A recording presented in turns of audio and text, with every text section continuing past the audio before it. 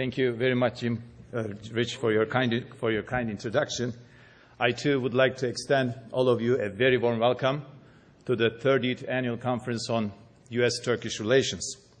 Before I begin my remarks, allow me to express my deepest condolences to the families of the soldiers, policemen and civilians who were victims of terrorist attacks in Hakkari, Çukurca some 10 days ago, and in Bingöl a couple of days ago, and lastly in Kabul, Afghanistan again a couple of days ago. And may I also say that I share the pain and grief all who have been affected by last Sunday's earthquake in Van. And I would like to express my deepest gratitude to our American friends who firmly stood by us during the aftermath of both tragedies. Ladies and gentlemen, recent changes in the global geopolitics and economy necessitate the consolidation of transatlantic relations in a feasible manner. Turkey and the United States already have a strong bond based on shared values, ideals and objectives, such as the promotion of peace and democracy, as well as freedom and prosperity. Both TAİK and the ATC are dedicated to improving business and trade relations between the United States and Turkey. Such a closer bond can only galvanize our common cause further. Our respective leaders are also aware of this. When Prime Minister Erdogan and President Obama met in New York last month for a lengthy and, by all accounts, friendly meeting, closer business ties were also on their agenda. It is our firm belief that in the midst of global economic turbulences, Turkey remains a beacon of hope for international businesses and investors. Turkey's geographical proximity to Europe, Middle East and Africa puts it in an advantageous position as an attractive base for investment. And Turkey's vibrant domestic demand and young and growing population will even support global growth as the world recovers out of this current crisis.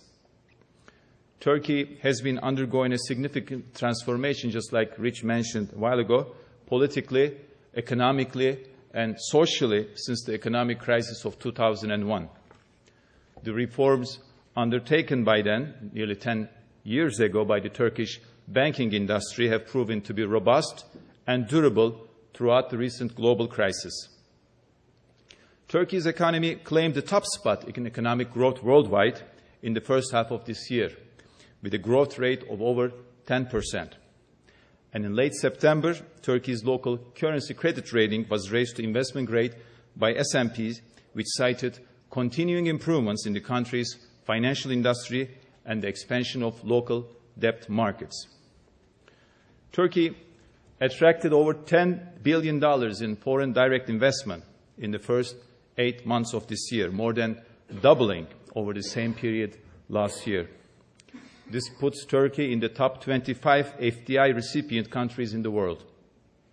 The EU contributed 92% of the total FDI to Turkey in the same period, and we hope that American investors will quickly follow suit. Turkish exports are also having a great year.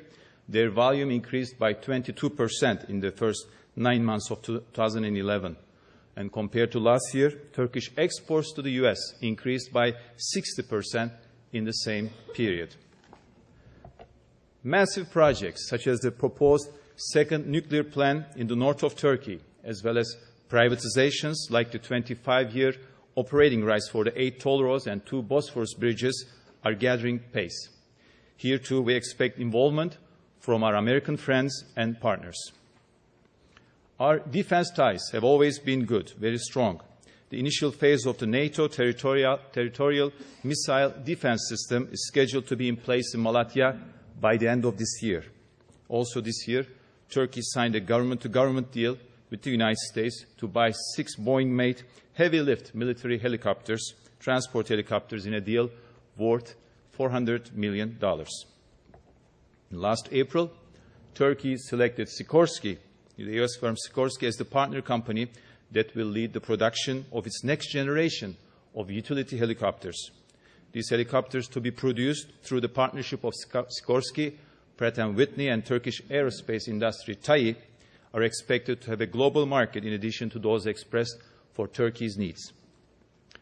Private sector deals between Turkish and US firms have also been very impressive this year. In June, Turkey's Denizbank sold its insurance operations to US-based MetLife for 162 million euros. And US-based asset management firm Carlyle Group bought a 48% stake in Turkey's Bahçeşehir K-12 schools. And pending government approval, this partnership is expected to invest $300 million to expand their network of private schools. A joint venture between the US firm Bechtel and Enka, Turkey's Enka, has submitted the best bid, 1.5 billion euros, to upgrade the suburban railway that will run between Istanbul's European and Asian sites. And the US-based private equity firm Cerberus Capital Management set up a joint investment fund last month for Turkey with guarantee securities that would initially draw on $400 million, rising to $1 billion. And the legendary HP, Hewlett-Packard, is now producing computers at its factory in Çorlu. The company expects to send almost 2.5 million PCs to the markets all over the world. HP's computer production in Turkey is another benchmark in the maturation of Turkey's IT sector. This is, in fact, the first production in Turkey of IT hardware for a global brand. The examples are plenty, but they are not enough. It is in this forum that we hope to develop bigger and better deals with our American friends and partners. Ladies and gentlemen, I would like to end my remarks by mentioning the 19-year-old Enes Kanter, selected by Utah Jazz, the basketball club, as the number 3 pick in the 2011 NBA draft. Now, this is important. He is the first Turkish player to be drafted in the top 10 of the NBA draft and will join 5 other Turks who are already playing in the NBA. This young, remarkable man is a good omen for us. Yes, this is our 30th annual conference, but our excitement is just the same it has always been. I would like to extend my gratitude to the committee chairs, to our board members, and to our hardworking staff, both at ATC and TAIC, for all they have done in facilitating this conference this year, and for our members for their friendship, and to our sponsors for their generous financial support. Thank you all very much.